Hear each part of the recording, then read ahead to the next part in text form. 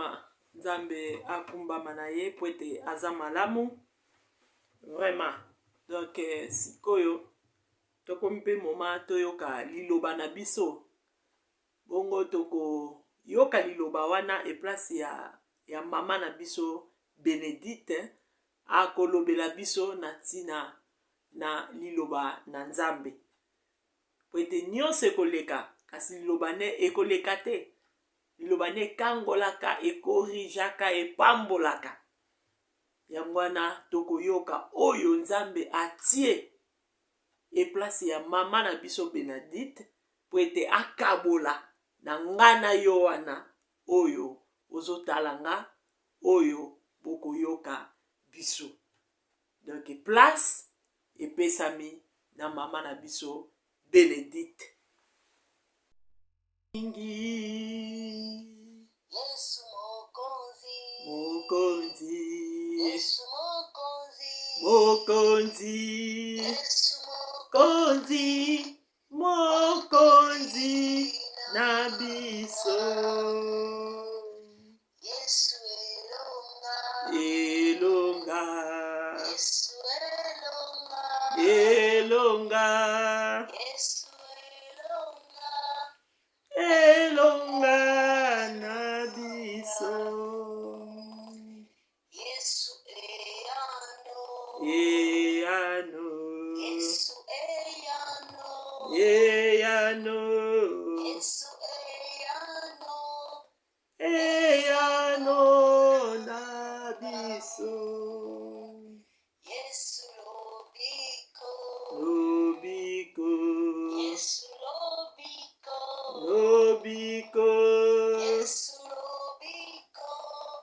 lobiko na biso. Alléluia.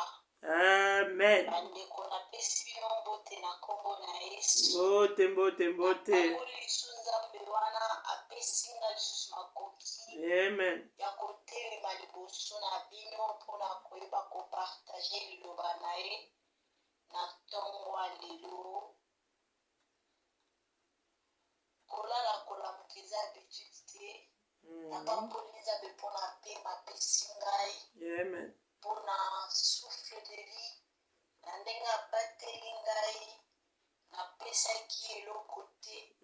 Eza te parceke nasambelaki lobi kazalaki oblige lelo apesanga pema parceke mingi mpe basambelaki lolenge moko na ngai peut-être bazalaki mpe sembo liboso na Nzambe koleka ngai me bazwi grâce wana te ya kozala bato na bomoi na mokolo na lelo. Eza ngolu. Amen. C'est une grâce et c'est une expression d'amour. Alléluia. Que le Seigneur nous a témoigné. Amen. Yango apesi biso lisusu pema na ye. Amen. Toleki baoyo bazosouffrir na eloko te. Toleki mpe baoyo bakufi na eloko te. Eza mpona sainteté na biso mpe te. Eza mpona eloko moko te oyo tosalelaka Nzambe esali ke Nzambe ase sentir obligé apesa biso pema. Eza mpona mawa na ye mpona tina biso eza bolingo na ye. Amen. Alors moto nyonso alingaka moninga asatandaka mpe ke en retour à recevoir bolingo. Amen. De la part ya moto azolinga. Tika ete motema na biso mitema na biso elinga Nzambe wana oyo alinga biso muta liboso. Amen. Kombo na ye komisama. Alléluia. Na ye na ntongo ya lelo na mokolo na lelo kopartage liloba na Nzambe elongo na biso. Na livre ya Daniel 3 toyebi histoire oyo biso nyonso soki totanga yango personnellement te me toyoka yango motei moko ateya biso.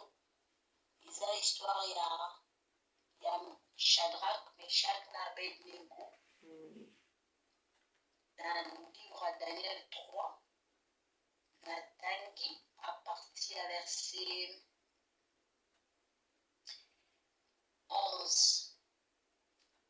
D'après le même ordre, si quelqu'un ne se se prosternait pas pour adorer la statue, il devrait être jeté au milieu d'une fournaise ardente. Or, il y avait des Juifs à qui tu as confié l'administration de la province de Babylone, Shadrach, Meshach, Abed-Nego. Ces hommes ne tiennent aucun compte de ton ordre, roi.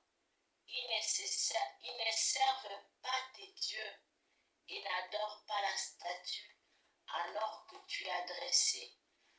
Alors Nebuchadnezzar, irrité et furieux, donna l'ordre de faire venir Shadrach, Meshach et Abed-Nego.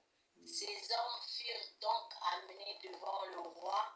Nebuchadnezzar prit la parole et leur dit: Est-il vrai, Shadrach, Meshach et Abed-Nego, que vous ne servez pas mes dieux et que vous n'adorez pas la statue en or que j'ai dressée? Maintenant, tenez-vous donc prêts, et au moment où vous entendrez le son de la trompette, de la flûte, de la guitare et de la petite et de la grande harpe, de la cornemuse et des instruments de toutes sortes, vous vous prosternerez et vous adorerez la statue que j'ai faite. Si vous ne l'adorez pas, vous serez immédiatement jeté au milieu d'une fournaise ardente. Quel est le Dieu qui pourra alors vous délivrer de mon pouvoir? Shadrach, Meshach et Abed-Nego répliquèrent au roi Nebuchadnezzar: nous n'avons pas besoin de te répondre là-dessus. Notre Dieu, celui que nous servons, peut nous délivrer de la fournaise ardente, et il nous délivrera de ton pouvoir, ô roi. Même s'il ne le faisait pas, sache, roi, que nous ne servirons pas tes dieux et nous n'adorerons pas la statue en or que tu as dressée. Amen. Amen. Amen, amen, amen. Amen, amen, amen. Dans la passage où il y a qui chair de poule, waouh. Et vraiment, ses amis avaient tellement confiance en Dieu. Je me dis, Seigneur, waouh, waouh, waouh, waouh, waouh, waouh. Ça m'a fait tellement du bien. Yakoye Baker. Et ils ont mis leur vie en péril pour être du côté de Dieu, pour ne pas enfreindre la loi du Seigneur, parce qu'ils voulaient défendre l'identité Nabango. C'est comme toute l'histoire Ezoloba, l'histoire Wanagnon Sopien. Les Juifs qui en exil à Babylone, et l'exil, ils ont commencé à travailler. Travailler dans l'administration à Babylone, comme la culture babylonienne, culture religieuse babylonienne, l'adoration des statues était courante. Donc, pour la Bango, ils ont acquis quelque chose de normal, ils ont acquis quelque chose de régulier. Donc, pour adorer la statue, c'est pour préserver le pouvoir de Bango, pour assurer comment continuité à pouvoir dans Bango, il devait élaborer des statues et s'y prosterner.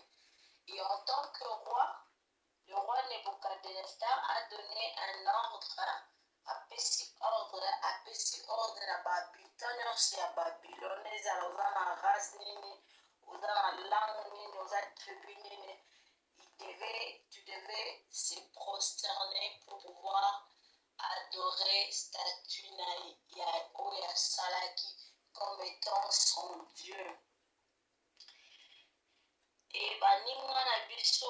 Donc, comme ils étaient des juifs, les bazaki pena culture na bango, na juif bazaki, il y avait des lois que le Seigneur leur avait données. Ils ne pouvaient pas faire de représentation de statues, ils ne pouvaient pas adorer d'autres dieux que l'Éternel, le Créateur du monde visible et invisible.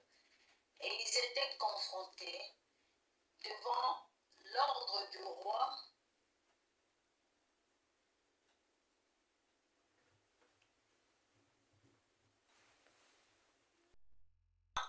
Croyance nabango. La croyance nabango, ils ne peuvent pas se prosterner devant une statue pour pouvoir adorer parce que c'est et ben donc quoi interdire bango.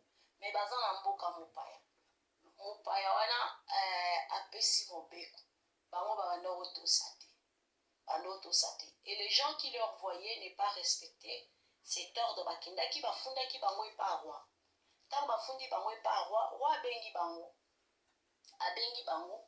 Atoni bango, est-ce que makambo bazolo baiza ya solo bino bofuka menaka statute bo adoraka statute.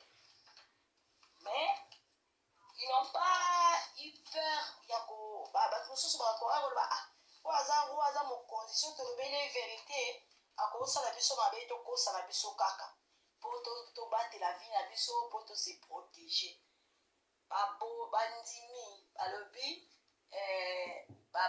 ils ont dit la vérité, c'est prosternaté, c'est prosternaté. Et le roi a essayé de les amadouer en leur accordant une deuxième chance. Et si on a une seconde chance, on a une chance, c'est-à-dire que tant beaucoup yoka, vous allez prêter beaucoup yoka, trompette et sonner, guitare et petit, vous se prosterner. Waouh! Mais ils étaient catégoriques malgré la chance que le roi leur avait donnée. Et c'est ce qui m'a vraiment fait du bien. Je me dis, waouh! Fournaise ardente, le roi va leur promettre bango que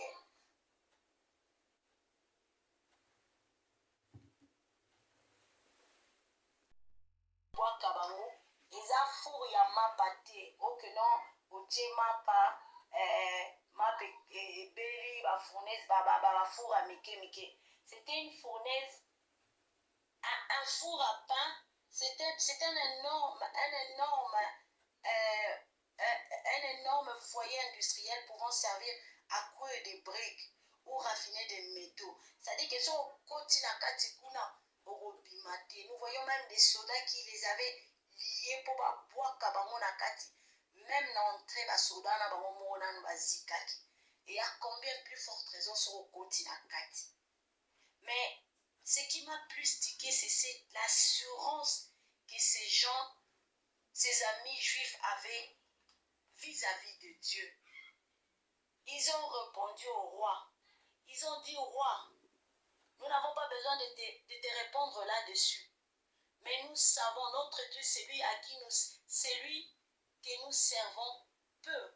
C'est-à-dire que Nzamba Koki, tout comme à Koki Pété. Ce n'est pas qu'ils ont une assurance que Nzamba Pesa qui vont promesse à vie. Ceux qui assurer une protection. C'est-à-dire que la foi qu'ils avaient à désobéir à l'ordre du roi était une police d'assurance que Nzamba a protégé. Non, ils n'ont rien reçu de la part du Seigneur. Mais cette foi qu'ils avaient, cette confiance qu'ils avaient dit, même si le Seigneur a combattu la bisote, a protégé bisote a désobéir la loi naïti. Amen. Waouh! Ça m'a interpellé. Je me dis, aujourd'hui, Toyebi Nzambi, nous connaissons, aujourd'hui nous ne sommes pas à Babylone, mais nous sommes dans un monde où le monde nous présente beaucoup de choses qui nous amènent à régner notre foi. Le monde nous présente beaucoup de choses qui nous facilitent à régner Dieu. Et aujourd'hui, être chrétien, c'est toyebanaka ke toza ba chrétien ntango tozolobaka na Nzambe. Toyebanaka toza chrétien ntango tozoloba tozokende église. Mais na bamilio tozalaka, na bandako tozalaka, de gens avec qui nous vivons, parfois ils ont du mal à témoigner notre chrétienté. Parce que la façon dont les autres se comporter, la façon dont les autres réagir, la façon dont les autres salamakambo, ça ne démontre en rien notre identité, notre identité d'enfant de Dieu. Notre identité. Mais ces gens, ils ont défendu leur identité au risque même d'accepter de perdre leur vie, au risque d'accepter d'être tués parce que ils ont défié un roi, celui qui a le pouvoir. D'abord, le roi a commencé à défier leur Dieu. Quel est ce Dieu? Quel est le Dieu qui pourra alors vous délivrer de mon pouvoir? Le roi, il se prenait, il se disait, vu son autorité, vu le pouvoir qu'il avait, azomimona puissant tellement par rapport à les juifs. Mais il ignorait que ces gens, ils étaient des esclaves, ils étaient des sujets dans un royaume naïe, mais ils avaient un Dieu puissant qui avait un pouvoir qui était au-dessus du ciel. Amen. Pouvoir en Nzambe, Shadrach, ezaki likolo ya pouvoir en Nzambe, ya pouvoir oyo roi Nebuchadnezzar azalaki na. Amen. Parce que dans la zone bango babangaki pété. Et combien de fois, pour nos intérêts personnels, nous rejetons Dieu. La Bible dit quelque part dans la parole de Dieu, ce peuple m'honore des lèvres. Tonora nzambe na maloba. Mais mitema na biso ezalaka mosika na nzambe. Mitema na biso esalaka makambo epesaka nzambe lokumu te. Mitema na biso etosaka nzambe te. Na monoko tolingi nzambe, na monoko toza bana na nzambe, na monoko tozosalela nzambe. Mais mitema na biso ezose plier devant l'exigence en nzambe te. Devant babiloko eza compromission, tozo accepter compromission na bavi na biso. Esika o intérêt na biso eza, toza prêt à renoncer na intérêt en nzambe pour te protéger l'intérêt na biso. Regarde, bakoka to protéger misala na bango, ils étaient des étrangers. Na mboka mopaya, bazaki na mboka na bango pété. Ils pouvaient aussi se justifier, Seigneur, au moins toza na mboka bapaya. De toute façon, to adorer kaka, essaye le ôter. Oyebi ke na mitema na biso to lingi yo. To yebi toza peuple na yo. Mais to sala ka bongo pour to se débarrasser na roi. To sala ka bongo pour to garder place, to garder musala na biso. Ils travaillaient dans l'administration, c'était des agents à l'État. Parce qu'ils étaient dans l'administration à Babylone. Ils n'ont pas préservé leur travail. Musala, ils ont considéré leur relation, leur identité plus que par rapport au travail. Mais les lobbies sont prêts à compromettre la vie de Moussala na biso pour compromettre la relation na biso na Nzambe pour préserver Moussala. Toza prêts à compromettre la relation na biso na Nzambe pour compromettre la relation morobo. Toza prêts à compromettre la relation na biso na Nzambe pour na mbongo moko boyi fotozo. Toza prêts à compromettre la relation moko na relation na biso na Nzambe pour ne loko songolo mpakala. Donc pour la biso totie Nzambe de côté, to bien Nzambe vana na kuna zala na de côté ngana na sali kamnanga. Ngana na récupérer na mbongo c'est important. Ngana na sepesa na nzoto na ngana minito yo na occupé après. Mais nos amis ici, ils étaient prêts, ils étaient sincères dans leur relation avec le Seigneur. Ils ont dit, ceux qui t'ont kufa. Ceux qui t'ont risque. Roi condamné, bango ebisi bango na kobwaka bino na libulu oyo ya moto. Balobi égal, so kobwaka biso, mais biso tokotosa, tokogumbamela bikeko na yo te. Amen. Tokogumbamela bikeko na yo te. Lelo, combien sommes-nous prêts à prendre position en faveur de Dieu?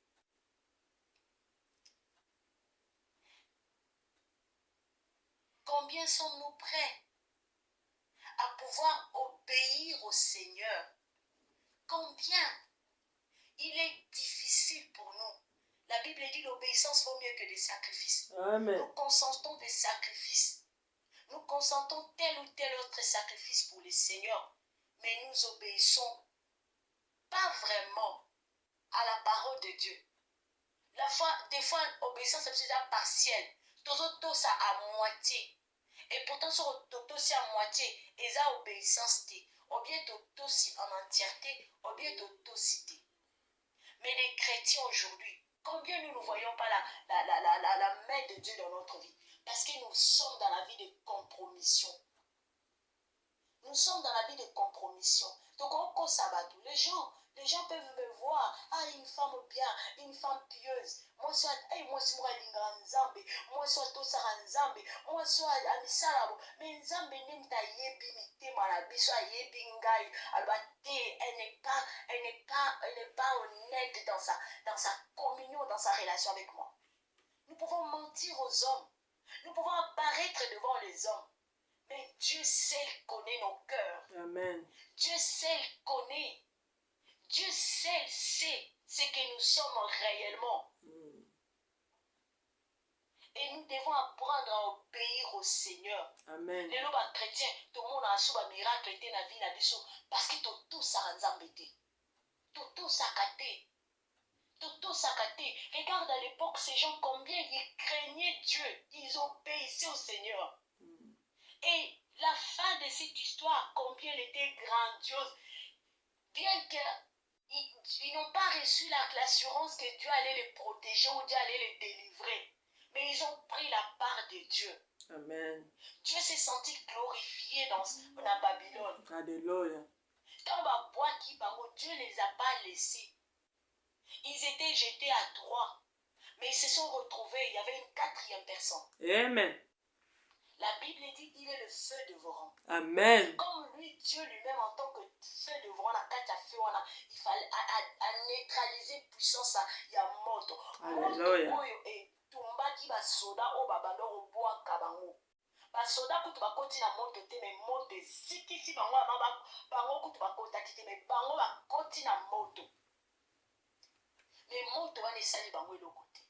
Parce que ye moko comme aza moto ba tala nzete oyo mawa tala ndenge eza ya kokauka eputa asimbami na oyo ezali nzete ndenge kaka tozalaka na kati ya baeglize ayamba yesu mokonzi mobikisi na bomoi na ye me apesi place epai na ye te mpo masiya atambwisa ye. Tala ndenge bokauka ezali me tala baninga la joie jaune, tala baninga ndenge bazobota vert en abondance. Pona nini bazotambola na sainteté. Vraiment totambola na sainteté wana ete toza na kati na mangomba tozala pena bandimi ya solo olieke tozala bandimi oyo ya diskuti lukaya olieke tozala bandimi oyo tozokoproduire na eloko te. Vraiment kaka ndenge eza ya kokauka masi ya kokata mpe akobwaka ekomi nango na four basaleli oyo ezali mapa yango wana tokima bokauki oyo ndenge ete tondima masiya topesa ye place ya tambwisa biso afin ke tobota tose produire na kombo na Yesu. Tape oyo ekangami nango na masiya te tala ndenge ekauki. Soki tokokangama na masiya te tokokauka tokozanga nyonso. Vraiment tala bitapi oyo ekangami na masiya tala ndenge ezozwa vie tala ndenge ezobota pamba te Yesu masiya azali chemin azali la vie aza vérité. Vraiment soki tolingi ete tozala malamu ete vie ezala tango nyonso kati na biso vraiment biso nde tokangama nde na oyo ezali trône oyo tokangama nde na kati na nzete. Vraiment nde ekozala malamu soki etape ekwei vraiment sukasuka okokauka me biso tolingi kokauka te tolingi kozala etape oyo ekangami na nzete. Merci na kombo na Yesu. absorber puissance a fait moto wana ezikisaki ata balobi ata caleçon na bango eyokanaki sola moto te. Le Amen. roi azalaki tellement étonné et Dieu a neutralisé l'orgueil du roi. Parce que le roi azalaki très orgueilleux, a moni que sujet bato baza inférieur na ye, bazo défier ba boy koto ça y est. Roi le tiens bino boy koto ça a même extrême a condamné bango, c'était la mort à condamner bango. Azo condamné bango pour avoir obéi au Dieu suprême, au Dieu créateur. Mais il a oublié que le Dieu créateur avait le pouvoir de leur délivrer entre ses mains. Et quand le roi s'est levé, atali na libulu amoni bango, bazalaki misato azotua, mais bazalaki misato, ndenge bakomi 4. Asengi ba arrêter moto wana. Azotloba. Wow. Abina verset 26. Le roi Nebuchadnezzar s'approchant ensuite de l'entrée de la fournaise ardente et dit, Shadrach, Meshach et Abednego, serviteurs du Dieu très haut, sortez et venez. Shadrach, Meshach et Abednego sortirent alors du milieu du feu. Amen. Du milieu du feu.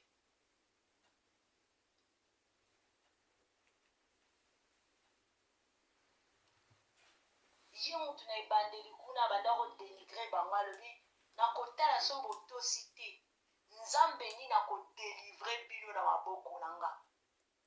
Combien nzambe amemi ye a changé langage. Mais il a changé de langage. La même personne qui disait je vais voir nakotala nani akobimisa bino na maboko na nga.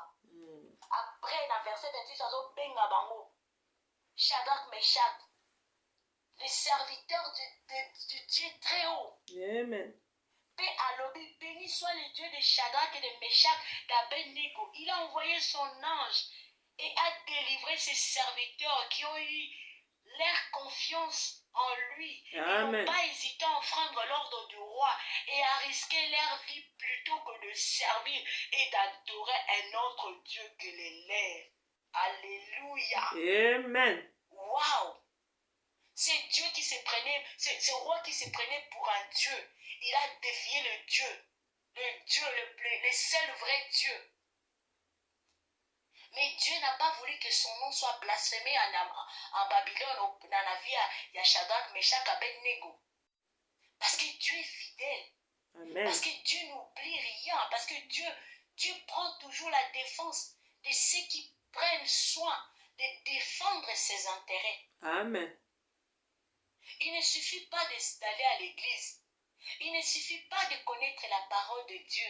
Oyebi maloba na nzambe, c'est bien. Okendaka toyaka église, c'est bien. Est-ce que totosaka maloba wana? Est-ce que totosaka maloba nzambe wana atiela biso devant ba situation, devant ba problème, devant ba défi, devant ba réalité à vie, devant ba preuve? Combien de fois nous régnons le nom du Seigneur à cause de la souffrance, à cause du manque d'argent, à cause d'un manque de telle ou telle autre situation? Combien? Quand Dieu nous regarde, il est attristé. Parce que nous ne reflétons pas son image, sa nature. Nous ne défendons pas ses intérêts. Nous sommes tellement égoïstes, nous voulons que Dieu fasse des choses pour nous. Mais nous ne nous préoccupons pas à obéir et à défendre l'intérêt de Dieu. Nous n'avons pas confiance en Dieu. Tous en a confiance, hein? Pour ceux qui ont confiance en Zambé, égale les situations. Dieu est capable de tout. Ils ont la situation où ils ont ils ont la situation où ils ont C'est ça. ils ont la situation où il a dit, vous passerez par le feu, mais les feux ne vous brûleront, ne vous consumeront pas. Amen. Mais devant certaines situations, nous avons tellement peur. Et parfois, nous regardons de part et d'autre ce que disent, ce que pensent les autres. Nous voulons nous fabriquer, bisous se fabriquer un miracle. Bisous se fabriquer un biloko. Pendant ce temps, nous choisissons un chemin qui est tout autre que le chemin par lequel le Seigneur voudrait que nous puissions passer. Le Seigneur aussi pouvait intervenir avant Baboua Kabangona Liboulou. Qui Baboua Kabangona Liboulou, Tenzamba a intervenir. Parce que Dieu est capable aussi, il pouvait intervenir, à arrêter que, à sali miracle, que le roi continue Kabangona Liboulou. Mais le Seigneur ne les a pas épargnés. Nzamba Lingaka s'est glorifié dans Amen, amen, amen. Pour qu'une loi soit promulguée, que le nom du Seigneur soit exalté. Amen. Parfois, le Seigneur permet que nous passions par des moments difficiles pour que son nom soit glorifié. Mais biso tolingi nzela anate, biso tolingi nzela anate, biso tolingi nzela na biso moko, tolingi tokende nzela o biso moko tomoni eza malamu, tolingi nzamba lingi toleka na moto, biso tolingi moto te, nzamba nga lingi moto te, moto wana ezikisanga, nga na kokanga moto te, nzamba lingi toleka na mai, nga na lingi na mai te, mai wana ekomelanga boy na boy. C'est pour cela que nous ne voyons pas la main de Dieu. C'est pour cela que nous sommes une église, nous sommes mais nous ne voyons pas les miracles authentiques. Regarde ce genre dans le feu, mais Zamba bon à côté, à Bimisi, Amen. Basikité, Basokité et l'autre côté. C'est le même Dieu que nous servons aujourd'hui. C'est le même Dieu que nous cherchons aujourd'hui. C'est le même Dieu que nous allons que l'église tout le jour, tout va veiller, va prière, va retraite, va réseaux sociaux, mais nous ne voyons pas la main de Dieu. Parce que nous ne nous conformons pas à sa parole dans son entièreté. Ce n'est pas à Dieu de se conformer à nous. C'est à nous de nous conformer à la parole de Dieu. Amen. Dans son entièreté. Amen. Si nous ne nous conformons pas dans la parole à Nzambé, ce n'est pas un homme qui bénit, ce n'est pas un homme qui ouvre les portes, ce n'est pas un homme qui restaure, ce n'est pas un homme qui délivre, c'est Dieu. Amen. Et pour que nous arrivons à voir la main de Dieu, à expérimenter sa gloire dans nos vies, nous avons qu'une seule chose. Obéir à sa parole. Amen. L'obéissance vaut mieux que les sacrifices. Alléluia. Et si nous nous plaisons au Seigneur, nous ne devons pas plaire aux hommes. Nous ne pouvons pas chercher que les hommes nous applaudissent.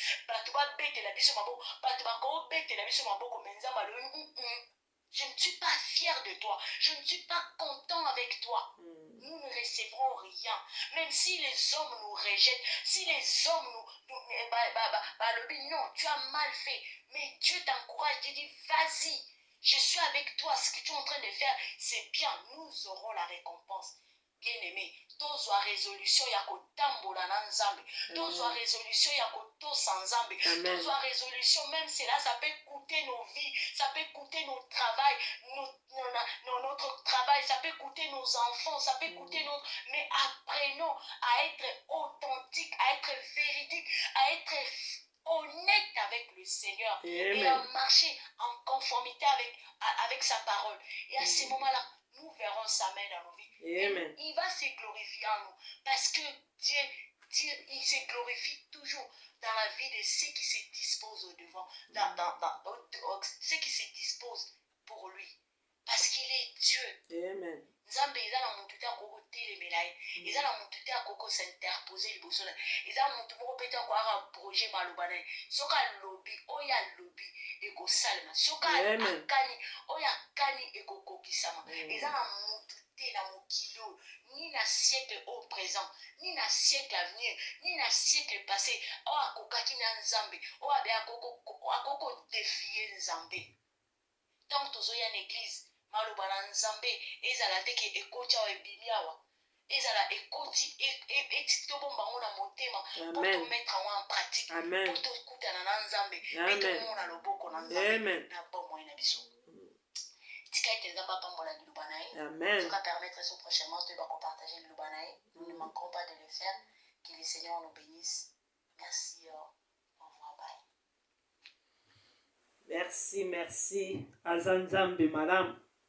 Vraiment toyoki lolenge oyo mama na biso Bénédicte aibi na kote ya biso. Vraiment mama Bénédicte Nzambe a pambola yo a rosé lisusu. Amen. Alléluia. Alléluia.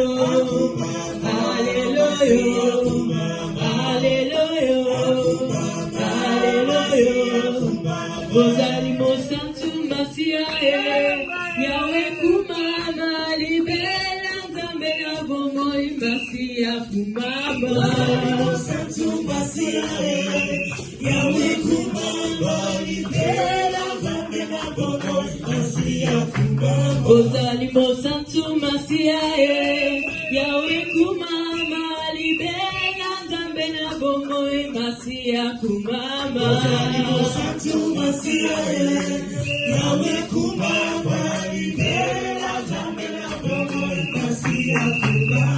Hallelujah, hallelujah.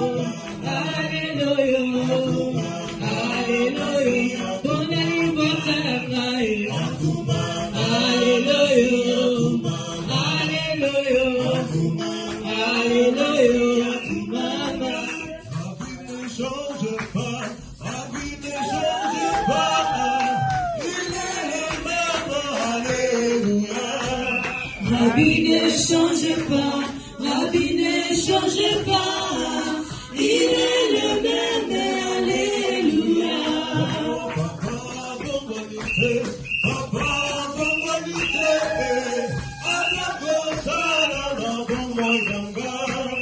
La vie ne change pas, la vie ne change pas, il est le même, alléluia. Manifeste-toi, descends agir. Manifeste-toi, descends agir. Manifeste-toi, descends agir. Manifeste-toi, descends agir. Manifeste-toi,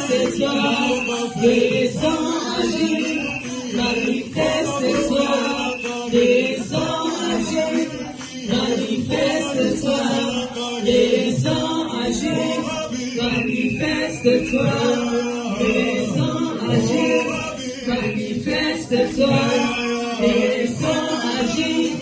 Manifeste-toi, descends agir. Manifeste-toi, descends agir. Manifeste-toi, descends agir. Manifeste-toi, descends agir. Manifeste-toi, descends agir. Pépélé, pépélé, oh. Pépélé, pépélé, na Yesue. Pépélé, na na bala Yesu. Na kopesa yebikumba, na nganyoso. Bonatikala, pépélé, pépélé. Pépélé, pépélé, oh, pépélé. Pépélé, na Yesue. Pépélé, na na bala Yesu. Na kopesa yebikumba, na nganyoso. Bonatikala, pépélé, pépélé.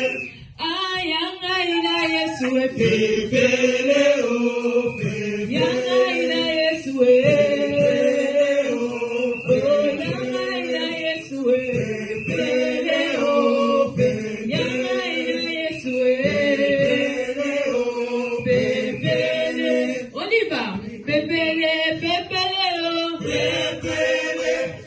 Pépélé na Yesue, pépélé na bala Yesu, na kopesa yebikumba, na nganyoso, bonatikala, pépélé, pépélé, pépélé, pépélé, oh, pépélé, pépélé na Yesue, pépélé na bala Yesu, na kopesa yebikumba,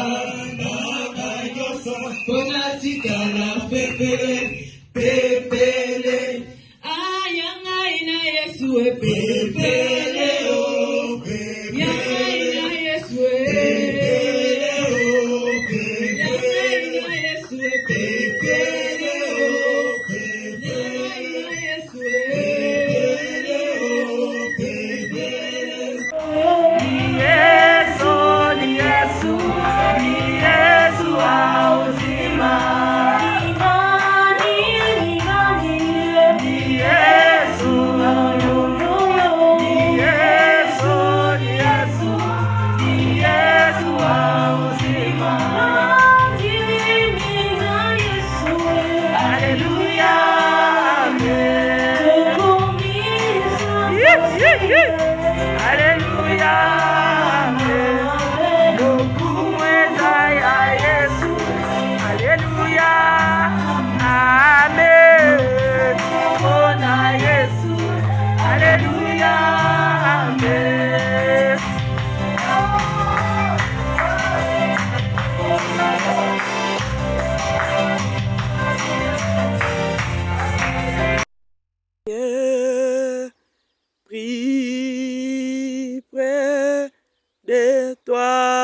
Seigneur,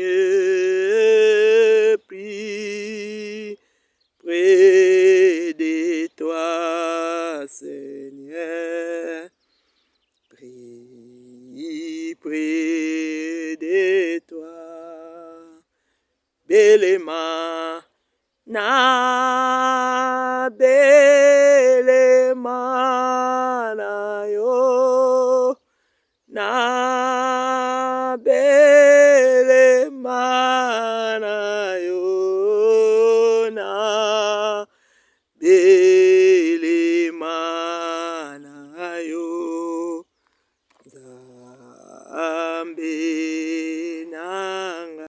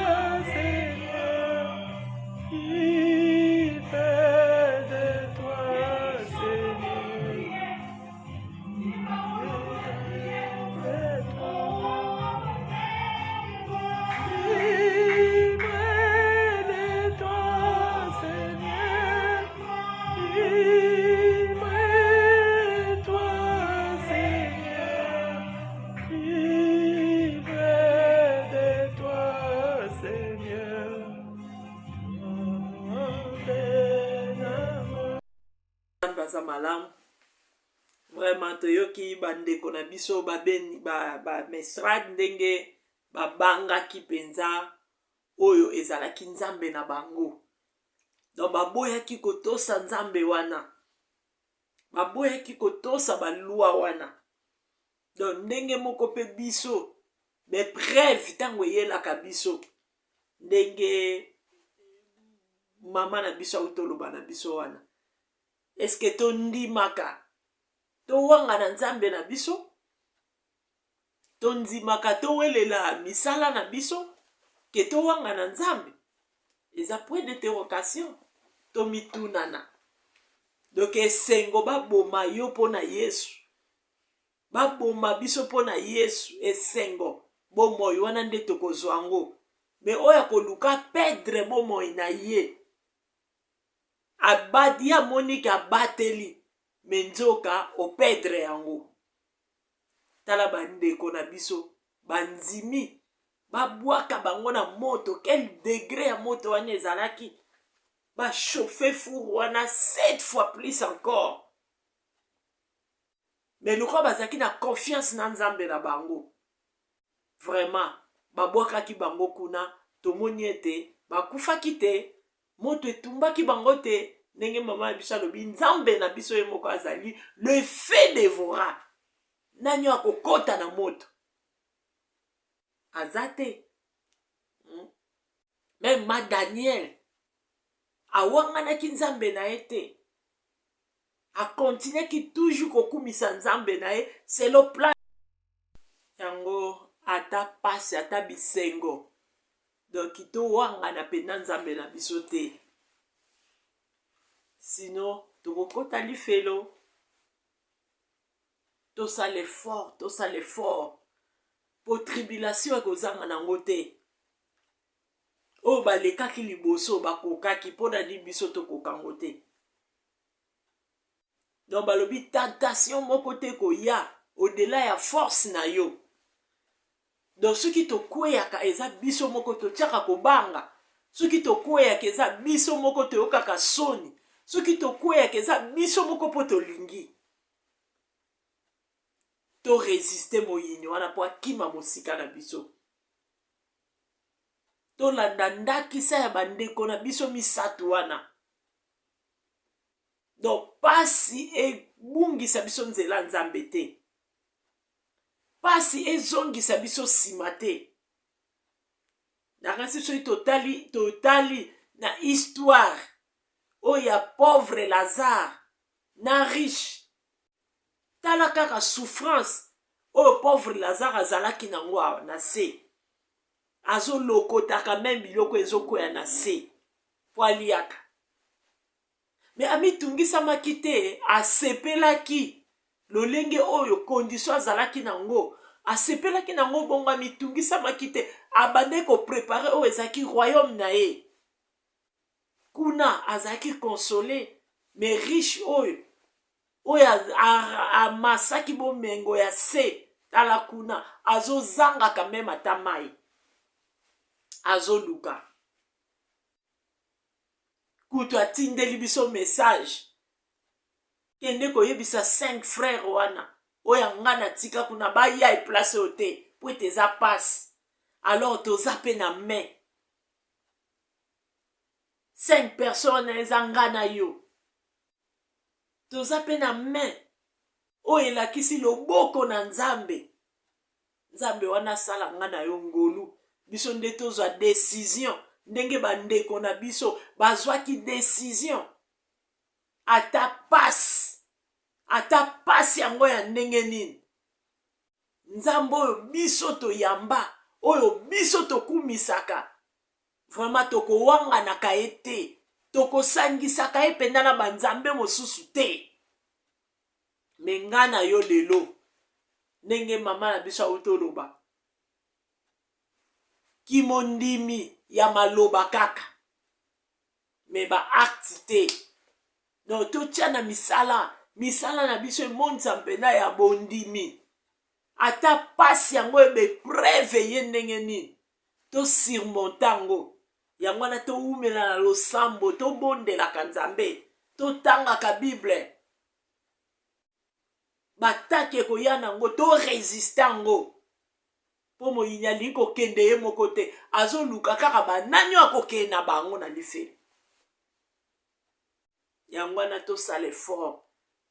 Bandeko na biso ndenge basala ke fort. Ba wangana ki Nzambe wana te. Biso pe to wangana ete. To wangana ete. To sangisa epe na banzambe musu te. To za na position penza o to za nango ya kimondimi. Biso na mokili omoni biso.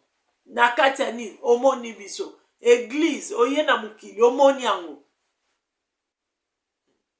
Toza la penza oyo ezolakisa bandimi penza ya solo. Ekoza penza malamu. Tobongisa oyo eza avenir na biso ya kokotela lola. Toluka tobongisa ngo. Bango babangaki Nzambe na bango. Ba miniminizaki kutu Nzambe wana. Ruana lobiki okobwaka bino na moto. Totala Nzambe wana. Soki akokoka kobikisa bino. Oyo biso aza le plus puissant. Nzamba banzambe le créateur. Oyo asali koona se. Oyo akreaki même roi wana azotia munoko. Omoni ndenge bakumisaki Nzambe na bango à la fin. Babi Nzambe nini oyo akobikisa na moto. Vraiment aza Nzambe fo bokumisa e. Bosaka na Nzambe wana te. Biso pe totambola na crainte à l'Éternel. Po bakumisa Nzambe na biso. Oyo biso tokumisaka. Me biso tofingisaka Nzambe na biso. Ye wana. Ye penda sambelaka. Te. Ye wana mtazo swana. Ye penda sambelaka. Te. Ye wana penda mutakabaka te. Ye wana penda mutasambelaka. Te. Ya sambelaka te. Donc tango bazolo babongo. Nzambe na biso tozo fingisa ye. Yango na to sale fort. Penza ya kosala makamba malamu. Banzimi penza ya solo. Ba comportement malamu.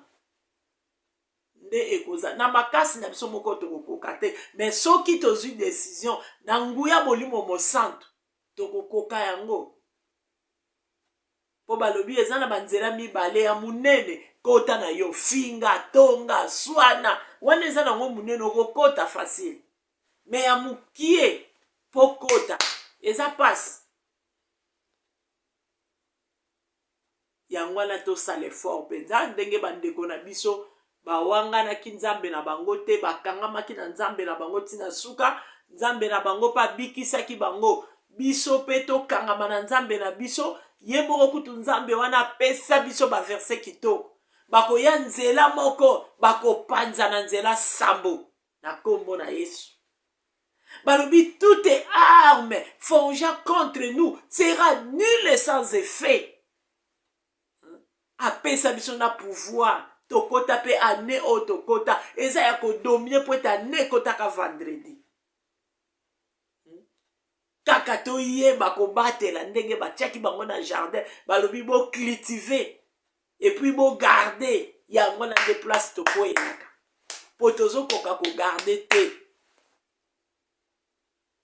Nzamba sunga biso penza ekozala malamu soki tokoti nango na kati na ba révélation tokomona ete babwakaki 3 personnes mais balobi que 4e personne amonitsamaki kuna et les 4e personne wana nzambe ye moko oyo ayaki no secours ye wana nde azalaki 4e personne. Chiffre 4 yango wana eza présence à l'éternel.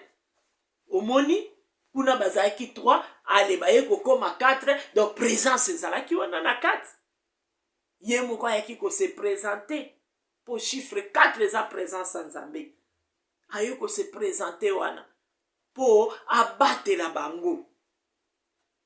Tomoni ete babatelaki bango babimaki ni sola milinga ni bilamba na bango ezika po ete ye moko 4e personne azalaki wana. Chiffre 4 eza présence eza pe puissance à l'éternel.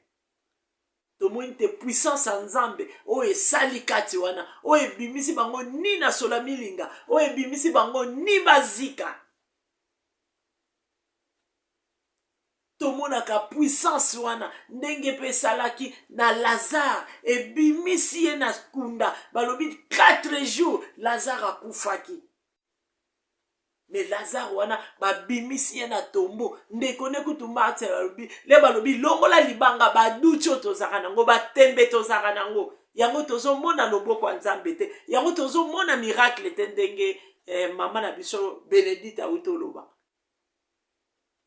Pona ni toleki duti toluki tembe tolingi pe kotambola na crainte à l'éternel te. Marti longola libanga tolongola mabanga oyo eza kati na biso ya tembe ya baduti. To croire kaka ndenge balobaki na Marc, si tu crois tu verras la gloire de Dieu. Enlève. Marti alongolaki libanga wana elongwaki bongo Nzambe na biso abengaki Lazare sors. Et Lazare ayokaki mongongo na Nzambe ayokaki kelelo wana pe abimaki. Marga azalaki lié ndenga coutume.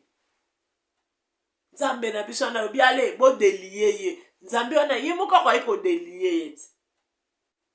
Mais alobi bino bo delie ye. Bo tika ya kende. Donc ba loi nyonso ekangaka biso. Eza na place te toza na pouvoir. Ya ko bebisa ba loi nyonso ya famille, ya entourage, ya quartier, partout. Pouvoir epesa mele biso ya kobenga na balwa nyonso oyo elingi konuire biso biso kaka totambola na crainte ale mitema mabanga na buki yango nazwi marteau na pandi yango na komisi yango poussière na kombo na Yesu Kristo. Mitema mabanga ebukana au nom puissant de Jésus.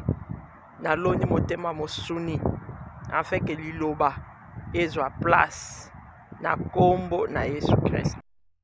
Biso kaka totambola na crainte à l'éternel. Po tomonaka présence ya Nzambe kati na biso ntango nyonso. Po tovivraka loboko na ye ntango nyonso. Vraiment Nzambe akumbama po ete aza malamu mateya kitoko. Vraiment totambola na crainte à l'éternel soki tolingi komona lola wana. Tosala oyo Nzambe alingaka. Peu importe tozanga tozala nango tokangama kaka na nzambe po misusu soki azwi abungi nzela nzambe abosani na ye ntango ayeki kokota na eglize nzambe pesanga boye pesanga bana pesanga mosala meleri nyonso naka nzambe ntango akopesa ale tokimi nzambe wana biso nde tozala bongo te tokenda nzambe na biso kino na suka ndenge apotre Paul alobi toza na course tozokima kino suka tozwa motole tokoma mpenza ntina suka ekozala malamu vraiment nzambe azwa lokumu pamba te abongi nango liloba na ye ezwa mpenza place kati na mitema na biso tograve yango toobserve mpe lolenge nini tozotambwisela bomoi na biso ezali bisika nini oyo tokweyisamaka nango bisika nini oyo tofingisaka nzambe tokende kolelela nzambe wana ekozala malamu. Apotre Paul alobi malamu nazolinga kosala nazokoka kosala te me mabe kaka nga nazoboya yango nazosala. Nani akodelivre ngai na libulu ya kufa alukaki o secours na ye wana. Donc biso pe tolukaka ngo ekozala malamu. Vraiment nzambe azwa na ye lokumu akumba mpona moma kitoko oyo ayebaki na kopesa biso toyebi na kopartage liloba. Vraiment nzambe akumbama na ye apambola moko na moko ndenge kaka présence na ye ezalaki wana na 4 personnes wana ndenge kaka puissance na ye esalaki vraiment loboko na ye ya nguya etouche moko na moko epai tokutami na kombo na Yesu Kristo. Loboko na ye ya nguya ekambola baoyo bakutami na malade au nom puissant de Jésus. Loboko na ye ya nguya ekende kolokalize esika nyonso bana ne bakangama na monde de ténèbres na mabulu na basimetière bobima na kombo na Yesu Kristo. Plante oyo nzambe nanga plantaki te, nzete oyo nzambe nanga lonaki te, nazo déraciner yango na kombo na Yesu Kristo. Nazwi tracteur evuzula penza etimola penza kino na misisa nango na déraciner yango au nom puissant de Jésus-Christ de Nazareth. Yango tobongwana oya kobongwana te ekotimola ye pe basandi ye na kombo na Yesu. Kita bano bakangama likolo na nzete, bato bakangama likolo na nzete bokita na kombo na Yesu Kristo.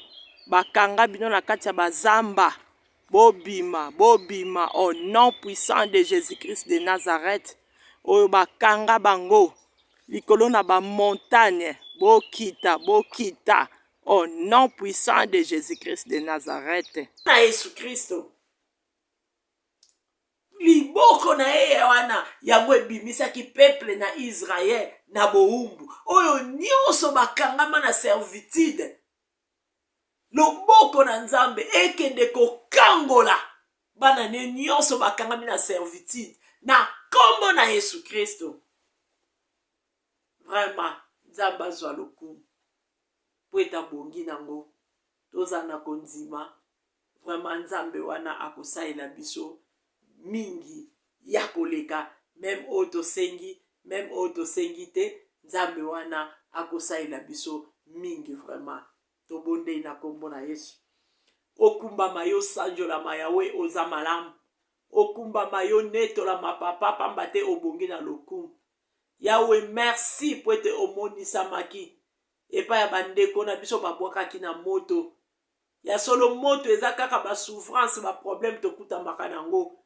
Nzambe tika ete présence na yo papa ezalaka tango nyonso kati na biso yawe. Tika ite puissance a loboko na yo nzambe ekangolaka biso bisika tolingi kokweya bisika tolingi tosala mabe. Oh Seigneur Saint-Esprit guidaka biso Seigneur. Tika ite kombono ekumbama esanjolama pamba te oza malamu na tia na bomoi na biso oyo nyonso etindaka biso na mabe towanga na yo ezala peri na bomoi ya moko na moko na kombo na Yesu Kristo. Yawe natiki libota na nga, natiki logos mobimba na maboko na yo, natiki révélation, natiki chaîne moko na maboko na yo, natiki corps de Christ mobimba na maboko na yo. Dieu de gloire, Yawe zwa contrôle na biso. On a sengi te, laisse que ta volonté, rien que ta volonté parfaite soit faite sur la terre comme au ciel. Na bomo e na biso, na kombo na Yesu. Merci Seigneur Jésus-Christ de Nazareth. Amen. Amen. Amen. Amen. Puissance de l'Éternel. Vraiment, Zambé a pambola biso banso. Mbote, mbote, mbote, mbote. Mbote, mbote, mbote na monde entier mobimba. Bye bye.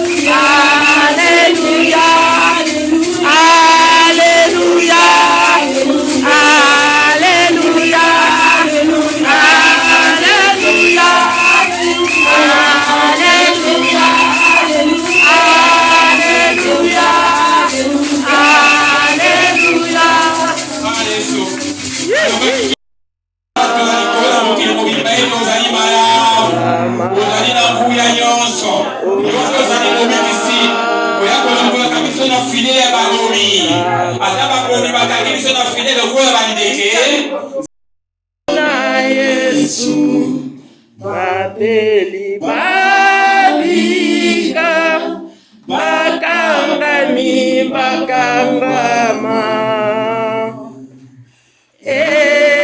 awe kumbama. Amen, amen.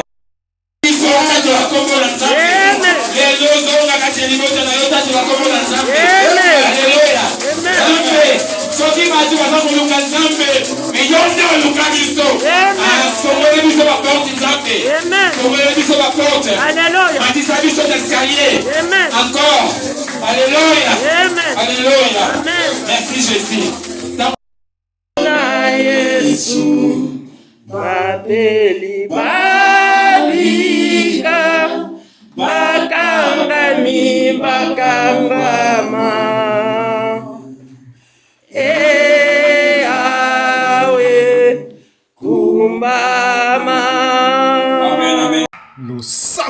losako bana mvuluzi bana état fédéral ezalinga oya bino James de Bundesdalai la montre ma 007 mwana ngomaka ya mayimba bampangi ya munu na yeka pona salaka mo sport oyo na cadre pib donc pona journée ya lobby samedi à partir de 19h tokoyeba koyambela bino donc ndeko na biso Pichu les grands activistes résistants combattants donc en direct de Panama tokozala ne lobby à partir de 19h na yango ke no bampanga munu bozanga te lobi vraiment ke no bozala wana vraiment ke no poto yeba vraiment donc tuna ndeko na biso mituna oyo ke no eza kotungisa yo kwa oyo yozwa ke ya note kwa donc ba mituna na biso lobi ozala ke no mituna oyo eza concerner mboka na biso pena komba oyo ya diaspora na yango ke no bandeko botikila kaka James de Bundesdalai ya matia émission ya lobi ye moko bo compte vraiment ke no te ba ko chauffer ndeko na biso Pichu kwa. Donc baza ba combattant oyo vraiment que no ba teka milimo na bango pona ekolo ya Congo kwa na yango que no bokota lobi a partir ba 19h30 ba lobi Rivankono Bigantumu Hollande Miguel Roi Salomon donc kozanga te ba lobi Adelma Kauzu Pedro Yamaka en direct de Belgique donc awa ba lobi que no epai na biso eza émission moko pédagogique kwa oyo to signomé donc na Kitalata la News TV. Donc bozanga te vraiment que no lobby vraiment donc tokoyeba vraiment donc panza poke ensemble na bino quoi tokoyambela bino donc mo lobby le munene en direct de Panama ndeko na biso Pichu quoi na yango que no ba master vraiment que no na legi kaka pino mo boyebi que no émission na biso soki eza live en direct na invité donc tout ça là toujours avant sport avant jour moko po boye ba déjà que non samedi à partir de 19h to kozala na nani quoi donc to kozala ne longo ba mpanga munu lobaka que non ta mususu que non likambwe et ça la mamé j'espère pas que non toza toujours bana nzambe likambo moko ko sala mawana te quoi na yango que no bande ko nanga lobby vraiment tozala wana poto ba ko sola nande ko na biso pichu les grands activistes combattants résistants en direct de Belgique quoi. Bon, ils étaient na binote bampangi, aza bien préparé le bi que no ya ki ba question ya mutute. Donc yo oyo mama papa ozana mutuna rotuna donc lobby benga na émission James Tebunde sa partir à 19h quoi. Ba lobby to bosanité ba oya biso vraiment que no bandima vraiment to kota na kata bandako na bango donc ba lobby Blaise Sinkondo seka donc kozanga te balobi que no Blaise Sinkondo kozanga te mpanga munu balobi que no Orlando Miguel kozanga te lobi to za yambela bino mo bundeli munene bampanga munu blague te ndenga na ebisa bino que no apa na biso eza pa oyo toye kolaka pe totangisaka balobi oza professeur à université kota oyo bakotangisa na émission James Tebunde Stalailama autrement dit 007 quoi. Bampangi mingi moyena loba mingi ezate pona zoma loba mingi te na tiki bino vraiment que no po que no tokuta na bino lobby samedi à partir de 19h na ndeko na biso pichu quoi ba oyo ba olinga vraiment que no batuna mituna na nyonso to eza concerné ekolo na biso quoi na mboka na biso boko benga lobby po boye ba kotuna ye quoi sans plus tarder bandeko na ngai donc tomona ni lobby tika que non nzambe mpungu nzamba kimbango yeba ko batela bino na buto lobby po que non nzote za la lobby makasi pote ba vraiment donc kosolande ko na biso quoi na ngo bandeko na ngai donc liloba na ngai suka na bino oyo bokolanda sport oyo vraiment que no lobby tang boza ko kota na boyinde mafinga na linginde que no bobenga bo poser ba question na bino so ezala ba question moko na ndenge bigogo ou bien na ndenge makofi etali bino kaka mais mafinga nde na lingite ko bampangi na yango que no tomona ni lobby à suivre bampangi ya munu akombo no esanjolama toyebi ete main esimbami na maboko na yo kobanda le premier kino le 31 kembo lokuma tonde zonga be omboka na yo na kombo na Yesu. Merci Seigneur Jésus-Christ. Napesi mbote na balandi nyonso ya Bidor TV nzamba pambola bino. Napesi mbote na chaîne moko na moko nzamba pambola. Napesi mbote na midiote nzamba pambola na libota na ye. Napesi mbote na F Christ Mobimba nzamba pambola. Napesi mbote na famille na ngai nzamba pambola famille kote tata mama nzamba pambola biso banso. Napesi mbote na bana na ngai nzamba pambola bino groupe à la famille bana ngai nyonso nzamba pambola bino.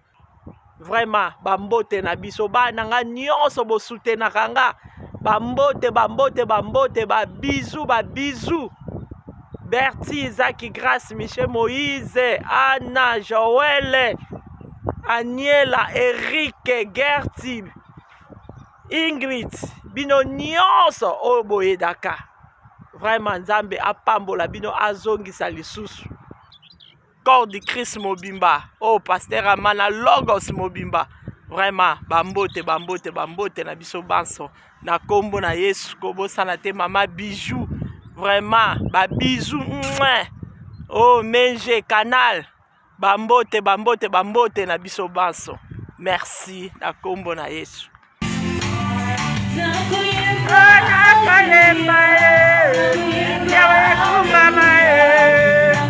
Yawe sanjola mae ozalo kumwe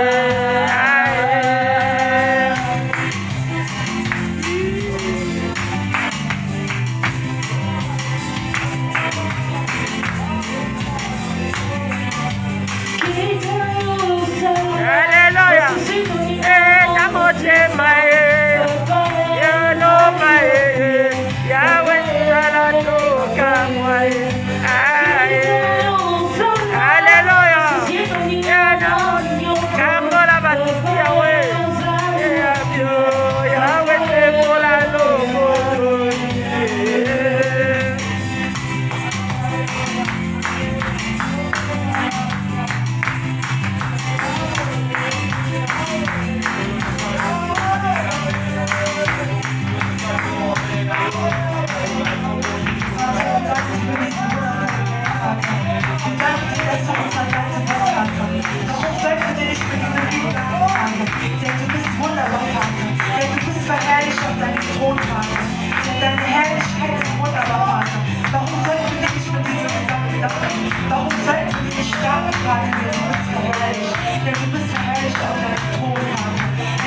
Amen.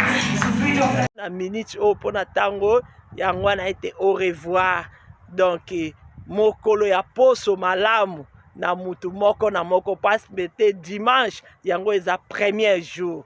Vraiment to banda poso kitoko elongo na ye main abatela moko na moko na kombo na Yesu Kristo.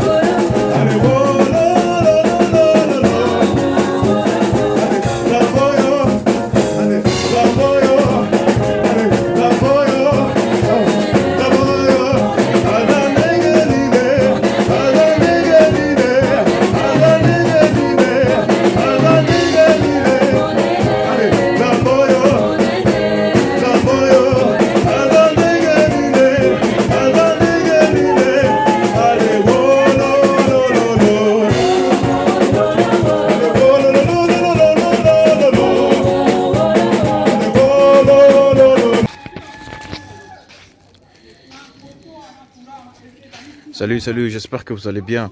En fait, c'est plus pour les diasporas. C'est donc qui veulent passer leur séjour ici à Kinshasa. Alors pour tous vos déplacements, il y a une voiture à louer qui est là, marque Hyundai. La voiture elle est confortable, donc climatisée et tout. Donc la voiture répond vraiment aux normes. Alors pour tout contact, veuillez contacter Bidor TV au numéro qui suit, plus 49 17 85 52 23 11. Donc je réponds pour une meilleure compréhension. Plus 49 17 85 52 23 11. Donc la voiture elle est là, marque Hyundai. Donc voilà. Donc ici nous sommes à Kinshasa. Donc pour tous les diasporas, pendant tous vos séjours à Kinshasa, voilà la voiture elle est là pour vos déplacements et tout et tout. Donc partout où vous voulez y aller, la voiture elle est là. Donc vraiment, veuillez contacter Builder TV et vous ne serez pas déçus. Merci et bye. Oui, botali vidéo na biso ya publicité, voiture na biso eza na Congo, mutolingo kende na yo Congo, contactez Builder TV na voiture oyo tu komona okozala jamais déçu parce que Mama Bijou d'Or alobi eza po na biso ba diaspora. Mama Bijou d'Or naza na besoin ya ba partenaire. Yo partenaire place aux alliés, contactez Mama Bijou d'Or. Mama Bijou d'Or a besoin de micro, Mama Bijou d'Or a besoin d'un ordinateur. Vous savez là na musala nanga soko lingi au soutenir Mama Bijou d'Or na musala na ye numéro nanga ezawana. Merci.